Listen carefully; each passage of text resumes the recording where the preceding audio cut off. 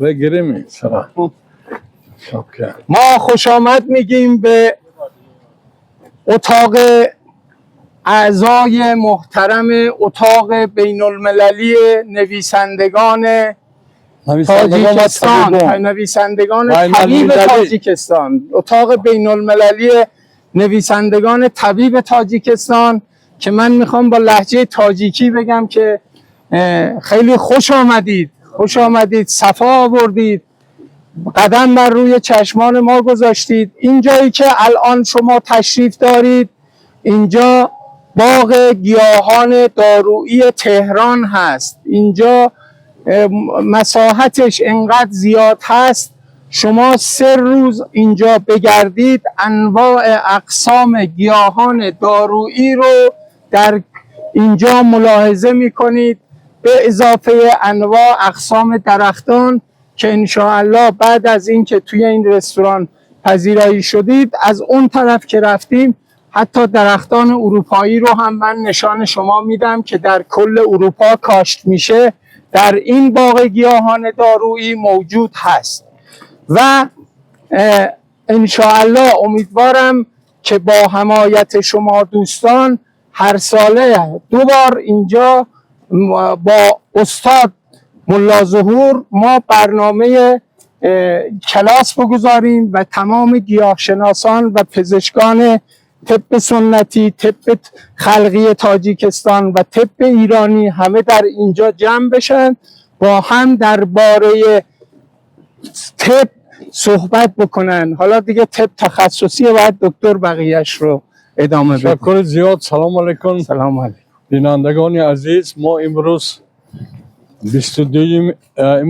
12 دکامبر سال 2025 حاضر از دوشنبه فرودگاه آمدیم باغ گیاهی. در اینجا ما پیشواز گرفتن، گروه ما از 25 نفر آدم ها عبارت است و مقصد و مرام ما آموزش گیاهای شفابخش تاجیکستان و ایران. چطوره که من یک روبایی نویسنده بودم، چای گیاهی بر سر درد تو خود دوای، هرگاه که نوشم دردم شود کم، از جسم جانم دور می شود غم. چای گیاهی داد خدای، تو هم غذای تو هم دوای. البته تمام گل و گیاه ها خصوصیت طبابتی دارد. من اینجا بینید آب روان، من همین برگ‌ها، حتی من همین پوستاق درخت ها، همین ها برای انسان مفید و طبابت میکند. من اکنون مساخان یکون چه گوید درباره گیاه ها، من این کس هم شاعر، هم نویسنده، هم گیاهشناس. استاد موسیخان قبلا در همدان بودند و انشاءالله این بار دوم است که به زیارت حکیم بوعلی سینا ما داریم با سال 3 تا که از قبضان گرفت با شکوهی در فصل تیرمو گشت و گذار داریم. ما از خیشان ایرانی همین گفتین هستم که فردوسی گفته است که همه جای ایران مکان سرای من است، همه خوش بد و خوش از آن من است. برای همین این مکان ما سرای ما است این ایران. برای همین همه گیاهای شفابخش بینم شیرین بیا همینجا هست، دیگر نیازبو هست، دیگر ها هست.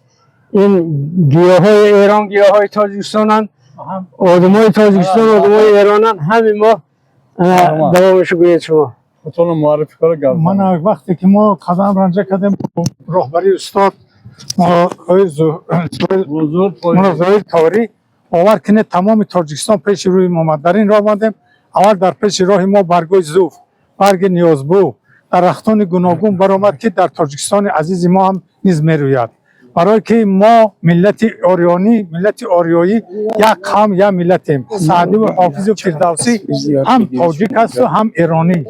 ما فخر کرده ایستادیم که امروز در این باغ محتشم آمدیم و با شرافیت این استاد مشناس شدیم، ای گیاها لذت بردیم. من درباره یک نیازبو میتوانم 100 مثال بیارم. از اینجا ترکیب و کدام نمودیم از اینجا هم میشه بریم است و کدام گیاها ضرورت است برای فشار بلندی، برای عصب، برای آرام کردن گردش خون بسیار فایده کلان دارد. یا که برگ زوفه گیرید، اگر برگ زوفه هر کسی سارای وی رو با یک قاشق عسل یک پیالهش رو بنوشد در دوام 1 سال میتواند از سرطان معده و روده نجات یابد. از آن تشکر. گام میزنم.